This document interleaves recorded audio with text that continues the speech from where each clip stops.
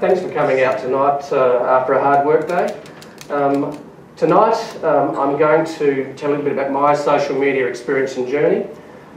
It's a fascinating area, and my pursuit of it sometimes borders on obsession, I'll admit to that.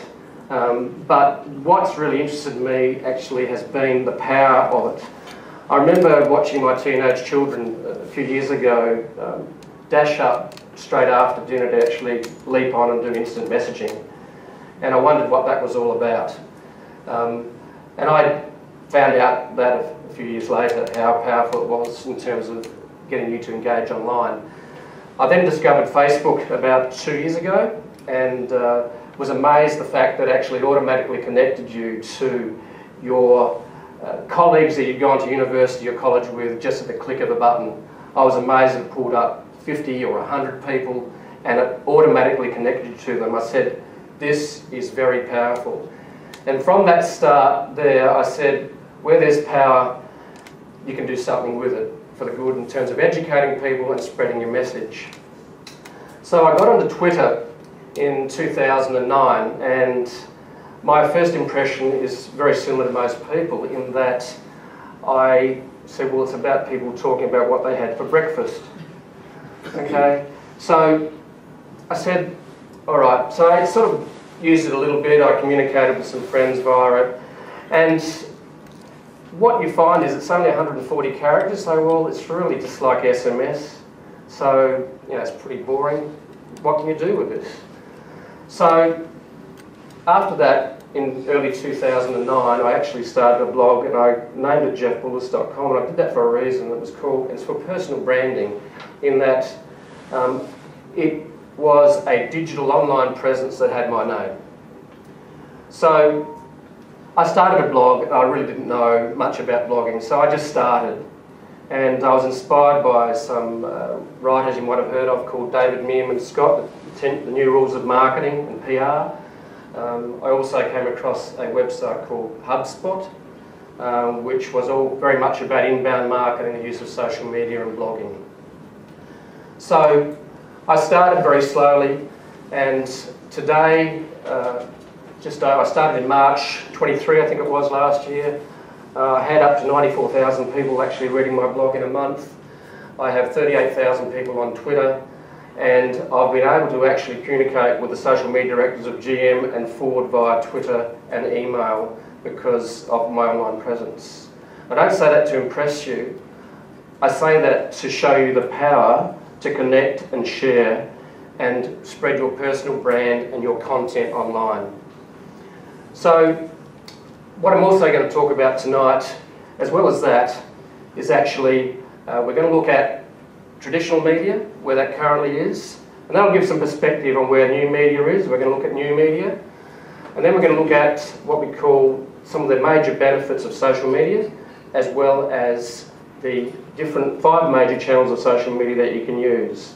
And social media is much more than Facebook. I certainly remember I was doing a presentation to some tertiary students at the International College of Management, and I said, what's social media? Do you think it's Facebook? And they all put up their hands. So to them, social media was Facebook. What was also very interesting was that, and this is what you've got to keep in mind if you're in marketing, is that I asked how many of you are not on Facebook? Out of a class of 35, not one was not on Facebook. So you've got to keep this message in mind in terms of it's no longer a fad, it's something that actually is starting to get some real traction and has been for quite a while. So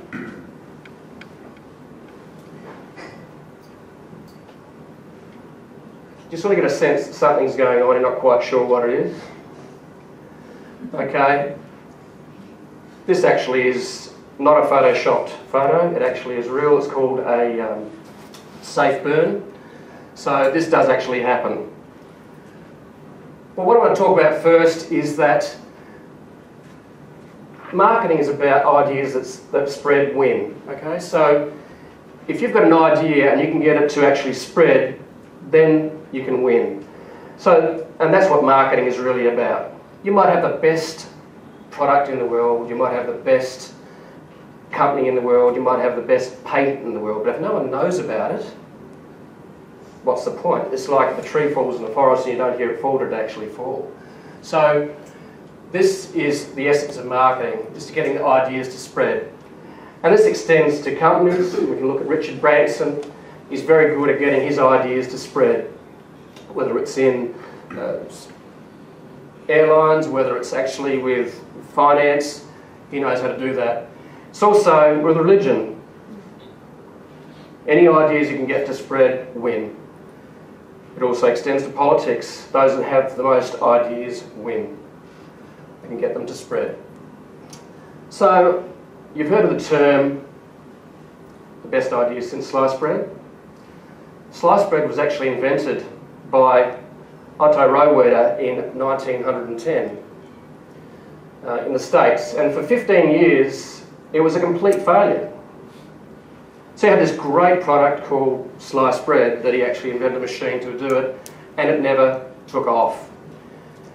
It wasn't until Wonder Bread came along in the mid-1920s that actually got the idea to spread, and since then the idea of sliced bread is being in place. We live in the age of idea diffusion. We're trying to get our ideas out there. Whether you're in a business, you're trying to get you heard above the noise of whether it's the internet, whether it's in your niche. There is so much competition. So what you're trying to do is you're trying to get your idea to actually diffuse. So we've lived for the last 50 years what we call the TV industrial complex. All right? I grew up in it, and most of you have as well. Some of the younger, actually the internet is much more powerful. But we live in this TV industrial complex that isn't working like it used to.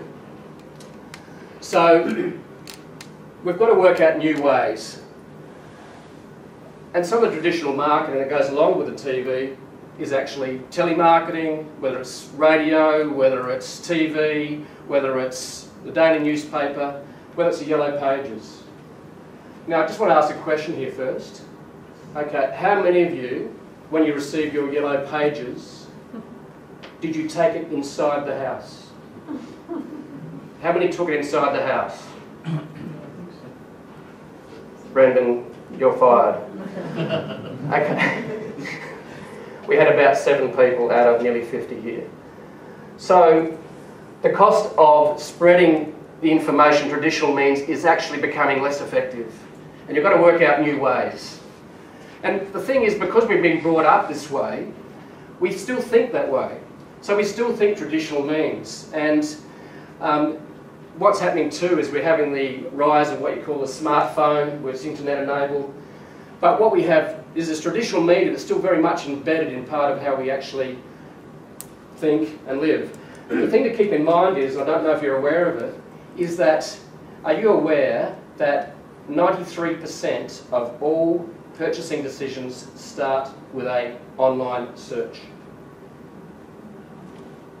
Are you aware of that? 93%. And yet, at Infinity, we quite often do a website and people say, I want to look funky, I want to look great. And we go, well, you really should be optimising it so Google can find you. And they go, oh, I don't want to spend that. But you need to get found. It's like you need to have a product, you need to have a website that can get found. So getting found online is becoming more important every day. And at 93%, don't you think that should be part of your planning?